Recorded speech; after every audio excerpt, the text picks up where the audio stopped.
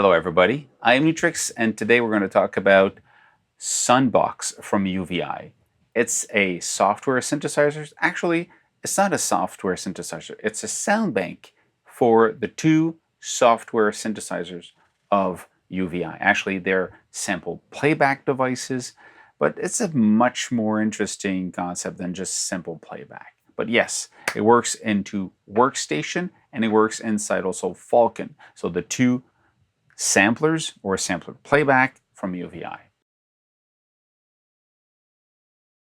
SUNBOX Sunsyn, which was an analog synthesizers from the early 2000s, which existed in 4 voices, 6 voices, and 8 voices. And it was, some of the oscillators were analog and some of them were also digital. You could actually load wave set into them. What's cool about it, the modulation in it was so powerful that it almost came to be a modular synthesizer. Of course, it was not physically a modular synth. It was inside the parameters. There was more than 4,000 combination possible of modulation. So this thing was amazingly flexible. Now, it's hard to get your hands on one today because SUNBOX is not a huge company and they made a limited amount of unit for this. So today finding one, it's going to be harder. But UVI got your back on this one. So they took the Sunsyn and they sampled it. And like everything they do at UVI, they did it with a labor of love. I mean, you know they made really cool sound when you listen to them, really nice sounding sounds that they sample, and then they program them using the UVI environment sample playback system. I'm going to take this one here, and it's easy.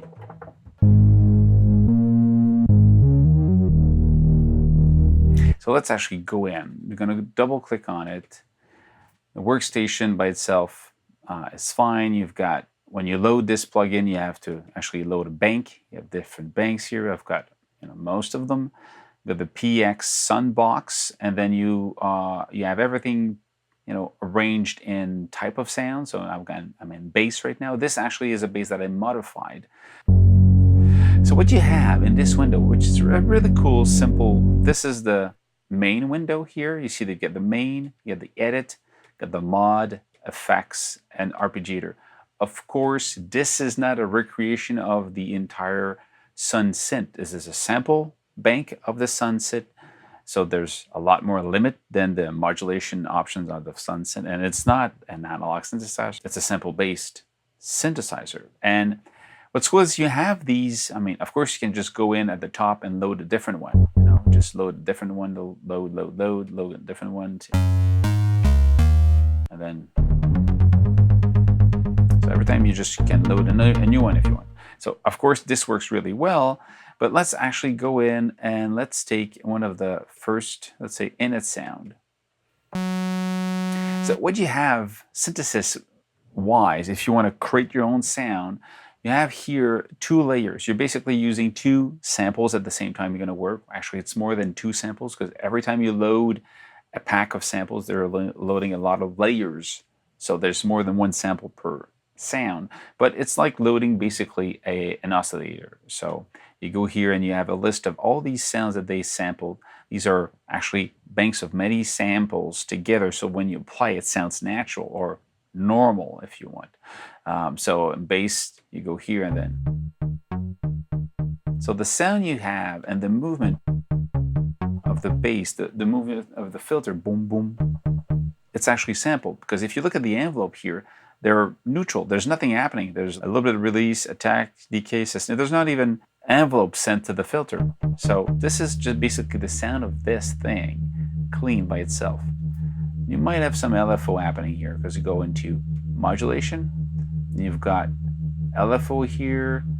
There's there's some amount. Actually, no, it's not even assigned to this. So it really is the sample. It's like this. It sounds more like it's coming in, like it's in a vibrato coming in. So it responds to the controller. So this is how it works. You basically have your 2 oscillators, samples you can play, and then you can, this window here, you can edit layer 1, 2, or the 2 at the same time. So you have a different filter for the second one from the first one. If you go into edit here, you're basically choosing the way the voicing will play. Is it in poly mode or mono mode? You have a time, so it's going to be gliding between the notes, the depth of the gliding, the pitch. Do you want it to be, well, you can detune it. You can go up and down 2 octave. The stereo, you can have it off, so it's going to become mono sound, alternative. Put headphones, goes left to right, and the spread is wide. If you put it no spread, it's going to be basically mono, and you put it in the middle. And uni, so unison. You can detune them. More like an analog synthesizer if you want to, okay? So that's a cool part. And you get the mod wheel, the mod wheel will control basically here. Then you have the modulation. You have a step modulator, you got an LFO modulator, and you can decide where it's going to go. So this section here is for the step modulator. So this is going to control how you control this, how many, delay, how much I'm going to take before it comes in, and what it's going to control. By default, it's the volume or the filter, and you can select the layer 1 or 2.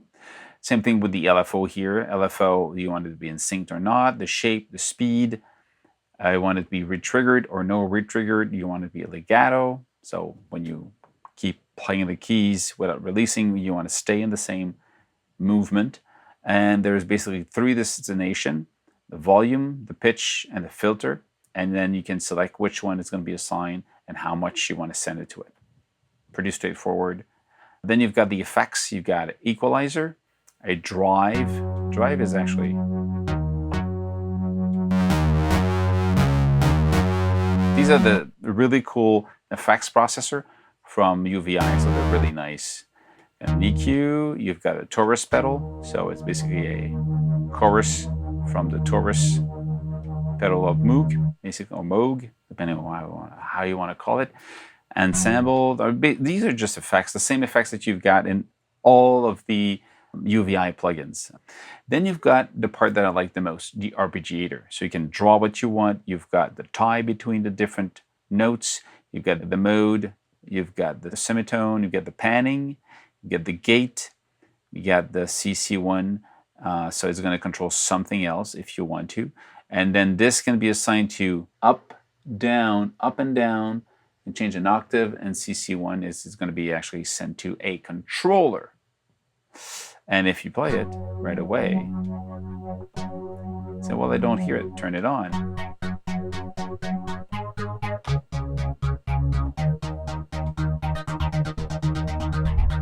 So this is instant fun.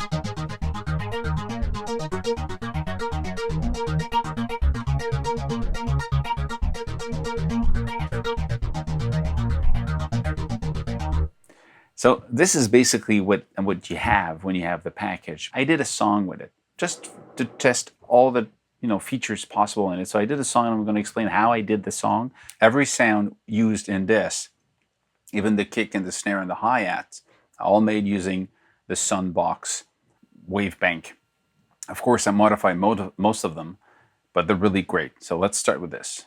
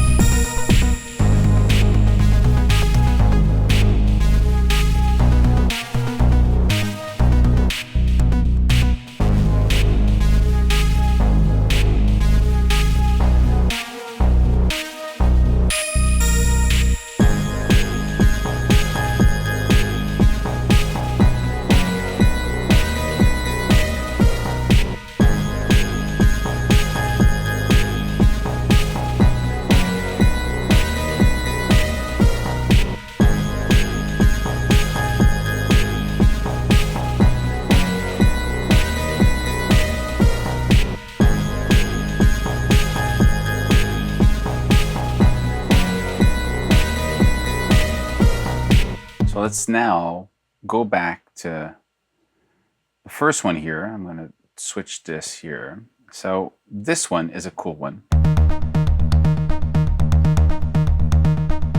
So if we look at how this one, what this one is, this is the Tanger Art 2.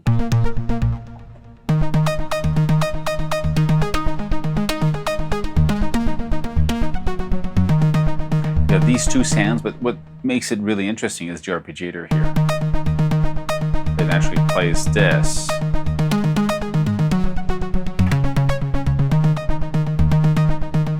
I love that little rhythm. That's really cool.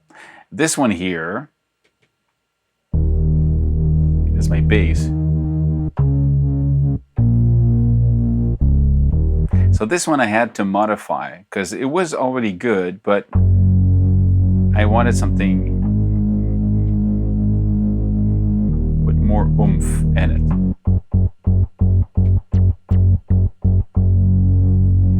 Let's actually edit number 2.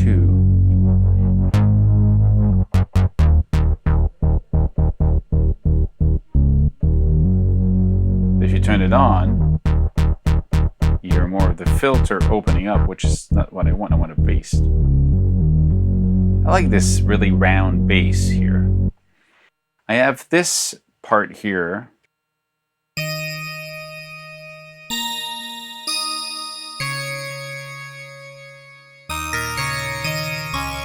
So this one is digital bells, a part of the preset I just used right away. I like it. It sounds like digital bells.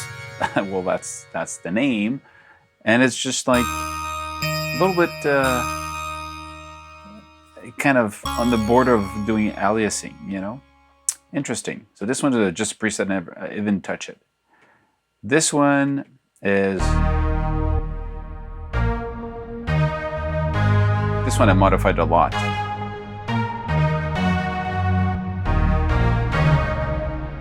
Again, it's a cool layer sound. There's like many sounds happening at the same time. This is a cool one also. This I like because this one is really just a very nasty.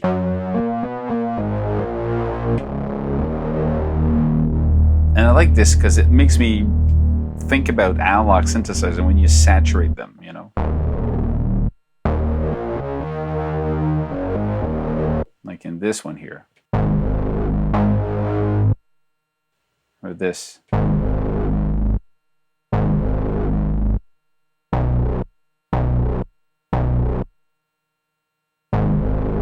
And combined with this thing, it's just like...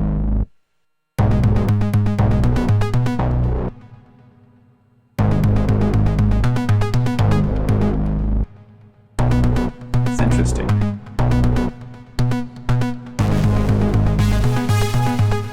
This one is just a distorting string. Actually, there's wobbling stuff at the back also. And just these are just like cool sounding for me. Now, if you don't like them, it's your choice, but you made a wrong choice. And the snare and the hi-hat, it's an interesting thing here, because this one is the snare. So this one, I took one of their snare, modified it a little bit. The kick, I had to create my own because I didn't like the one they had. So you have enough potential here to go in and to modify your kick, you know. I'm going to be on the second wave here. So this is how I basically used the filter to create the kick that I wanted. Whereas a cymbal, the hi-hat is a cymbal at the same time. If you go like this,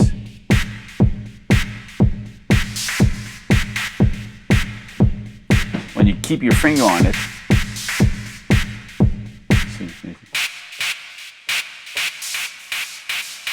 because you start having the loop.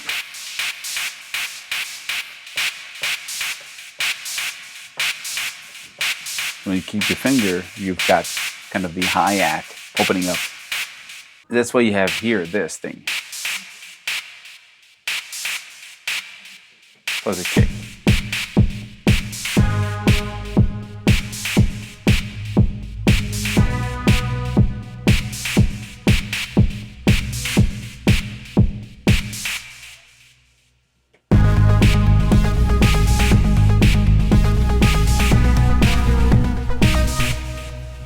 if you want to know more about the sounds themselves, the next video is just going to be about playing back the sounds for the factory preset. So you'll hear everything that there's in it. And personally, I really am really happy because the Sunsyn was a synth that I always wanted to play with. Of course, it's not the same thing, but close enough. You know, you have access to these cool sounds, and it's just a cool little sounding synthesizer. And the package you have here is great because you have these great sound they made out of it, and you still can tweak them so they become yours. That's it. I'll finish up for the song, and see you soon in another video. Stay safe, make my music. Cheers.